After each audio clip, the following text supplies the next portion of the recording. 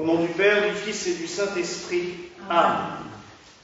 Mes très chers frères et sœurs, comme je l'avais annoncé qu'il n'y a pas de saint particulier au calendrier de ce jour, nous célébrons une messe votive pour les malades, comme nous le faisons régulièrement. Prier pour les malades, c'est une chose auquel, des fois, on ne pense plus. Parce que dans la mentalité de certains, on ne voit même plus quand son frère, sa sœur, son ami, son compagnon est malade. Ça nous passe par-dessus la tête, ou alors peut-être que cela nous dérange de voir l'autre malade. Ça nous dérange dans nos habitudes. Ça nous dérange, il est clair, certains le savent ici, côtoyer quelqu'un de malade, ça dérange les habitudes, on n'est plus à même de faire ce que l'on veut, il faut se fier et il faut suivre cette personne. Donc, dans nos habitudes, dans notre quotidien, prier pour un malade, ça nous embête. La maladie de l'autre, des fois, nous met aussi face à nos propres souffrances. En voyant l'autre souffrir, on se dit, mince, et moi, est-ce que ça va? Parce que franchement, je le regarde et je me dis, mais je ne suis pas bien non plus. Mais on ne veut pas l'avouer parce que, pareil, nous sommes dans un monde où souffrance, détresse ne vont pas. Il ne faut pas le dire. Il faut avancer. Alors oui, il ne faut pas non plus. Et ceux qui viennent se confier à leur prêtre ici, vous savez que je ne suis pas du style à pleurnicher avec les malades, et j'aurais plutôt tendance à vous dire d'avancer aussi. Mais il ne faut pas que cela devienne un suicide organisé, de se dire, oh, bah, de toute façon, je m'en fous, je continue, et oublier totalement de se soigner. On n'en est pas là. Mais il est vrai que nous sommes dans un monde où s'inquiéter de la maladie de l'autre devient de plus en plus étrange. Je connais même certaines personnes qui me disent « Oh, je ne demande plus à personne comment ça va, parce que de toute façon, sinon, ça commence à se plaindre et je déteste ça. » Ah oui, ben alors là...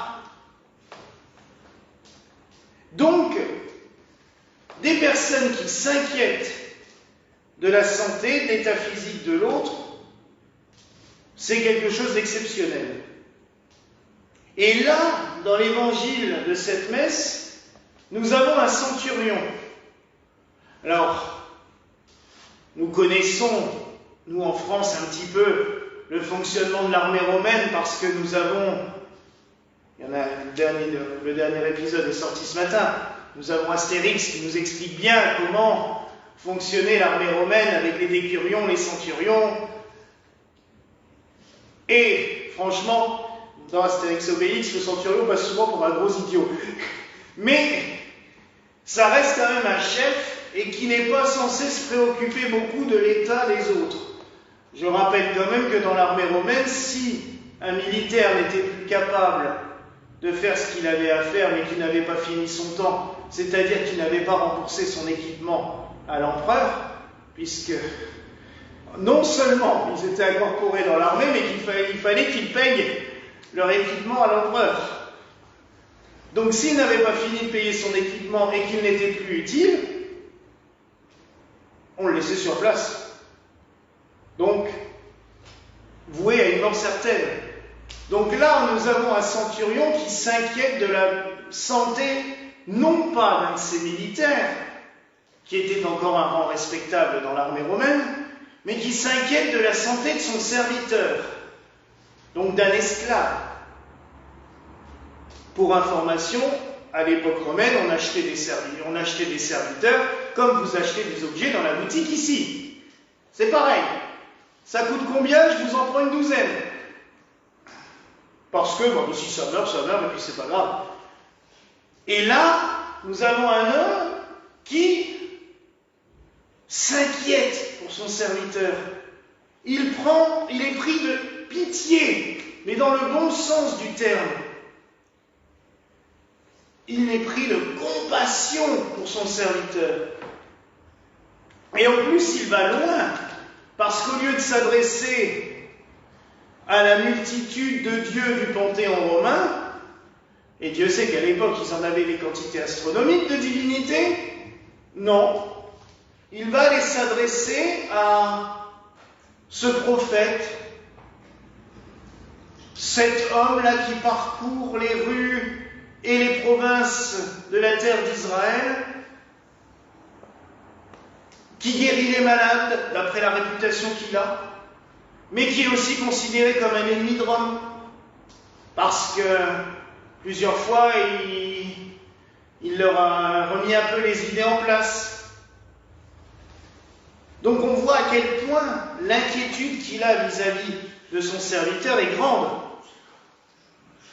Il va voir quelqu'un qui est considéré comme un paria. Il va voir ce Jésus. Et Jésus, on sait comment il répond dans ces cas-là. Ben oui, je viens, je vais le guérir, je vais le soigner. Et alors là, la preuve d'humilité exceptionnelle. Oh non, Seigneur, je ne suis pas digne que tu entres dans ma demeure. Dis une parole, il sera guéri. Lui qui ordonne, qui peut faire périr n'importe qui par le glaive. Un centurion à droit de vie ou de mort, hein, si demain il décidait que justement ce Jésus devenait contrariant, il pouvait prendre son épée et lui faire couper la tête tout de suite. Mais non. Il se rend humble. Et là, Jésus va louer sa foi. Je n'ai jamais vu une foi aussi grande dans tout Israël. Mes frères et sœurs, ça nous remet vraiment en question cet évangile. Cela ne veut pas dire que nous sommes toutes et tous indignes du Christ. Au contraire, c'est lui-même qui nous a dit « Je ne suis pas venu pour les justes, je ne suis pas venu pour les bien-portants, je suis venu pour les malades, pour les pécheurs. Je suis le médecin des âmes. »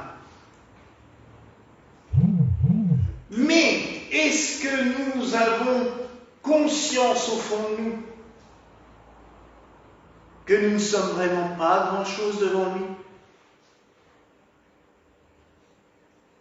Mais est-ce que aussi nous avons la même confiance que ce centurion? Moi, je peux vous le dire, je ne l'ai pas. Parce que quand quelqu'un est malade, je me mets en colère en premier parce que je ne comprends pas pourquoi il est malade. La mienne de maladie, j'arrive à la comprendre, pas toujours à l'accepter. Mais celle des autres et de mes proches, non, ça m'énerve. Et c'est que bien plus tard que je vais enfin me mettre devant l'autel pour prier. Parce que nous ne sommes que des humains. Mais est-ce que nous avons la confiance du centurion? C'est ça qui est beau. La foi de ce centurion. Qui sait qu'une seule parole de Jésus peut guérir son serviteur à distance, qui n'a même pas besoin de se déplacer. Moi, cette foi, elle m'impressionne toujours. Des fois, quand j'ouvre des lettres, ici, c'est souvent au début d'après-midi, quand le facteur d'air est passé, et je lis des demandes de prière. Mais il y a des fois, c'est bouleversant parce que les fidèles ont une foi fabuleuse. Je lis des fois des lettres qu'on me fait. Mon Père, pouvez-vous juste mettre mon nom auprès de la statue de Saint Joseph?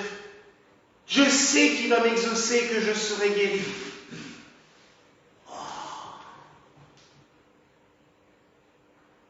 Et là, ouais, on se remet vraiment en question, on se dit, ouais, t'as beau prêcher tout le temps, il y a encore du boulot.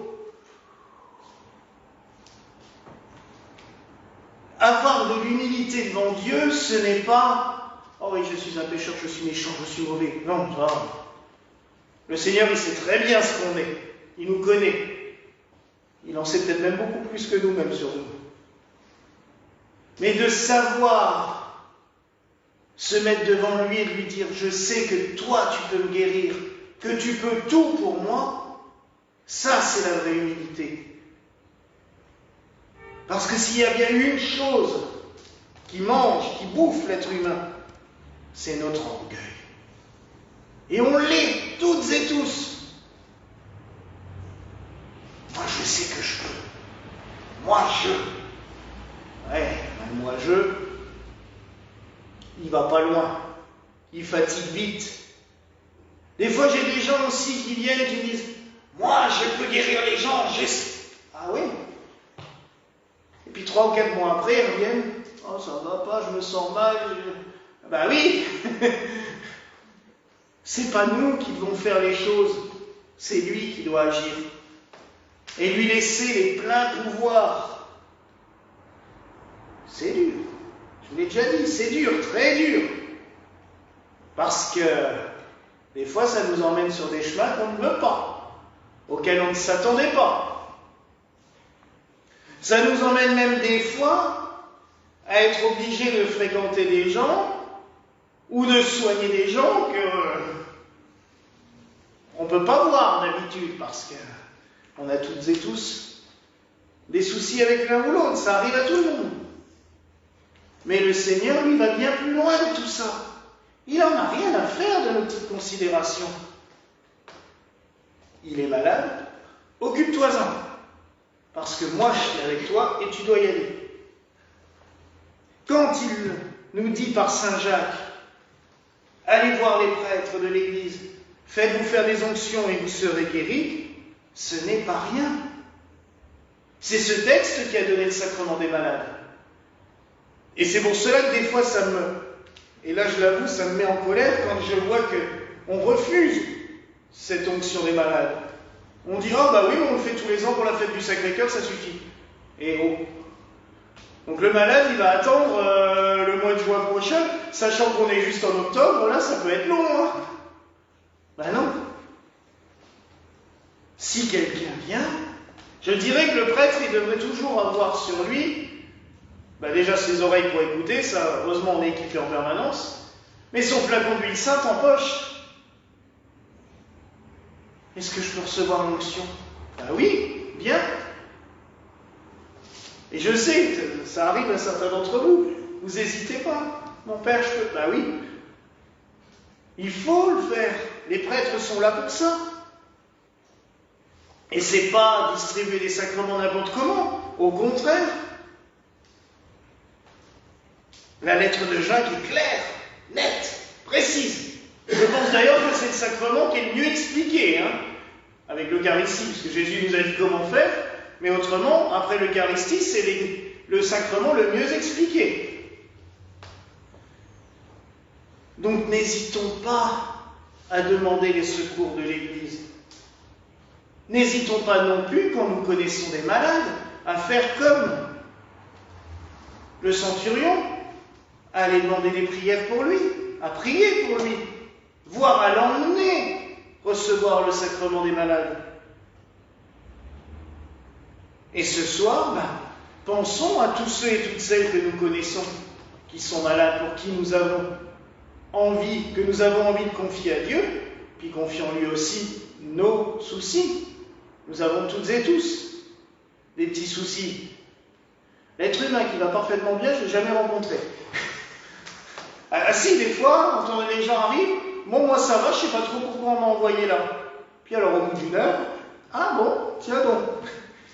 Alors, c'est pas le docteur Knock qui invente des maladies aux gens parce qu'il veut des clients. Non, mais c'est parce qu'on a toutes et tous des choses qui ne vont pas. Mais notre orgueil, des fois, nous empêche de le voir. Et on n'avance pas. Et on piétine. Des fois même, on recule.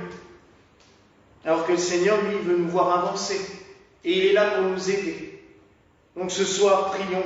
Offrons au Seigneur tous nos malades, tous nos soucis. Et surtout,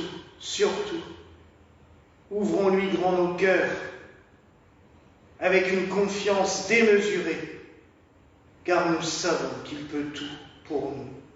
Voilà la grâce que je vous souhaite au nom du Père, du Fils et du Saint-Esprit. Amen.